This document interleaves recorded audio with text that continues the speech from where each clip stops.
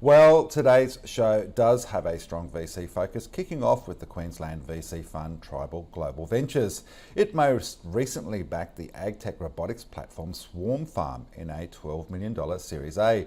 Managing partner Elaine Stead has written about the VC's investment thesis for Startup Daily, describing B2B software as the sexy dad bod of investing. What does she mean? Well, Elaine and Tribe co-founder Aaron Birkby both join me to explain. Welcome to the pair of you. Now, tell us a little bit about your fund, because you do have a very specific thesis. How did it come about? How did you two end up doing this together? Aaron. Yeah, so this came about from my trips overseas to Silicon Valley, the UK, Europe, and into Israel, and just seeing the amazing talent that we have in Australia and the goal to get more of that on the global stage. And given that each of us had a B2B background building our own ventures in this space, we thought what better way than actually build a fund that doesn't just invest capital behind those Aussie and New Zealand companies going global, but also supports them on that journey and helps them enter those markets. And of course, I'd known Elaine for over 10 years, and there is no one in this country, or if not the world, that I would rather be starting a new venture capital firm with. So hence we kicked this off together. So Elaine, as someone who's invested heavily in his own dad bod for the last couple of decades, tell us a little bit about what you mean by this description. Oh, Simon, I think what we meant by it is that B2B is often considered not very sexy. It's not one of those investment verticals that people love talking about at a dinner party. They love talking about the types of things that, rockets and social media and all the things, the types of things that the blackbirds of the country invest in. B2B tends to be just that more dependable, less sexy version. But as I said in the blog post, still looks okay in a suit. So we love B2B for a bunch of reasons. One, it's an area that we know really well. So I will just make one small correction. Aaron's actually the managing partner of Tribe, but our other co-founder, Don McKenzie, Aaron and I have all had our own B2B businesses in the past and have invested in B2B businesses. And we've had successes and we've had big failures. And one of the things that I think unites us, but also makes us helpful for our portfolio companies, is that we have those to draw on, so we can help them avoid some of the rookie errors, but also supercharge their process by accelerating them. But the other bit of it is, I think that, B2B, the reason it's kind of thought of not being very sexy is because, software platforms can be, but they're hard work. Selling to enterprises takes a long time, they're long sales cycles, and that can often be really off-putting to investors, but also to founders. But we love that because it means that customers tend to be sticky, it's less susceptible to fads. And I guess the last part of it is that businesses, if they're buying your product, it's usually because it's really critical to their business. And so it becomes one of those things that's more resilient to downturns, because companies just can't, usually cut that particular product. It's less subject to, discerning income.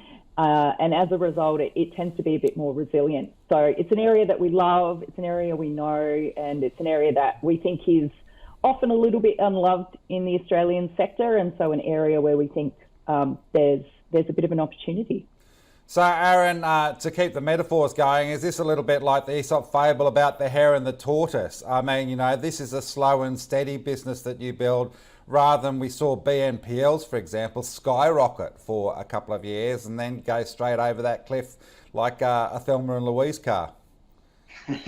Yeah, absolutely. I mean, boring is sexy to us. I think exactly like Elaine just described, these B2B businesses that are solving real problems. They're not just a nice to have, but they actually end up embedded in organizations and become quite sticky as a result of that, are incredible opportunities. And also that language and nuance of business is globally relevant in most cases. So they typically tend to be things that we can take into different markets, like the UK, like the US. But we do like the fact that it requires a bit of patience. It requires some systems and methodologies that have been proven out that we can apply and help those companies with as well. Now, to put this in language that I think we all understand, I suppose it's a little bit like Riesling. It's a great value wine that isn't the one that everyone goes for. They're all paying an absolute fortune for Chardonnay over there. One of the things that you make a point about in this, Elaine, is that it's good value. We saw a lot of overvalued businesses in the last couple of years. B2B seems to be one that kind of keeps its head. Absolutely. And, the graph that I included previously was a bit old, but we're still seeing the median valuations for B2B businesses. The median is still higher than where the valuations are sitting now. So we think that gives definite room for value for investors. But also the other parts of the supply chain are there. So while there's a bit of a gap in early stage B2B capital availability, there is a lot of capital availability for later stage companies. And that just means that we feel more confident, and our investors should feel more confident, that those companies that are doing really well and want to continue to grow can continue to make sure they get access to that capital if it's needed, instead of just wilting on the vine as some companies do simply because the capital isn't there.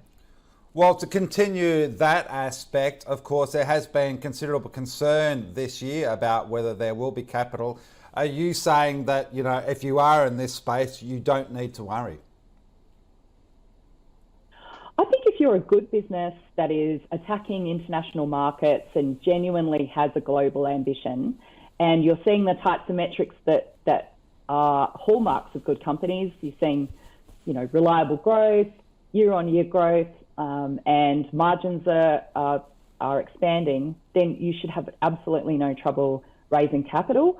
I think the problem we're trying to solve as Tribe here in Australia is to provide good access to capital in those early stages, seed to sort of Series A, but then make sure we can connect those companies with good sources of capital, smart capital in those later stages, as well as give them the tools to make sure they know how to expand into those new markets, because everyone knows they have to do it.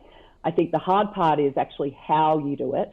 And that's something we've worked really hard on, developing the right sort of systems to help our portfolio companies do that. Aaron, the other interesting thing about the notion of B2B too is that it's not just designing Jira, for your workflows or another Slack channel. Swarm Farm is an example of just how broad it can be. You're playing in the ag tech space there. They're bringing together a robotics management platform. Tell us a little bit about that business and what attracted you to it. Yeah, I absolutely love Swarm Farm. So Andrew and Josie Bate out of Emerald in regional Queensland have developed these autonomous tractors that can run 24/7, and they're quite a light form tractor compared to traditional heavy machinery tractors. And they're leading the world. So they have over 1 million acres that have now been farmed by their bots autonomously, compared to their closest competitor globally, which has only farmed 60,000 acres. And when we look at farming increasingly needing to increase productivity, to have better yields of crops and produce to feed our growing population. And when you also look at the increasing pressures on farmers to actually also cut costs, and also the talent shortage, farmers are struggling to get access to labour to actually work on their properties. This is actually solving a number of those issues, as well as other secondary issues like soil compaction that's leading to degradation of land just by virtue of having a lighter, smaller form tractor that doesn't actually compact the land as much.